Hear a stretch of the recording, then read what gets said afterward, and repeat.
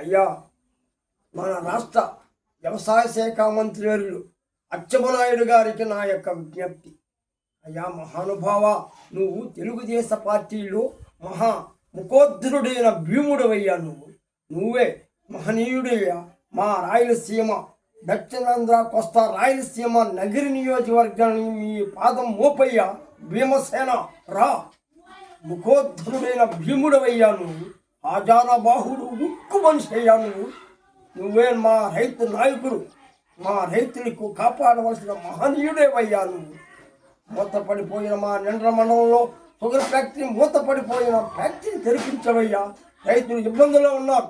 నువ్వు రాష్ట్ర మంత్రివర్యులు, మీరు మా వ్యవసాయ శాఖ మంత్రివర్యులు. అందుకే మీకు విజ్ఞప్తి చేస్తున్నాను, రావయ్యా. ఓ మహానుభావ, నువ్వు వచ్చి మా యొక్క మూతపడిపోయిన షుగర్ ఫ్యాక్టరీని తెరిపించవయ్యా. ఒక పక్క రైతులు, మరొక పక్క కార్మికులు చాలా ఇబ్బందుల బాధల్లో ఉన్నారు.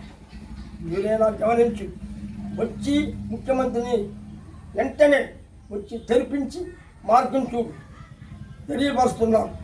మహానుభావ రండి.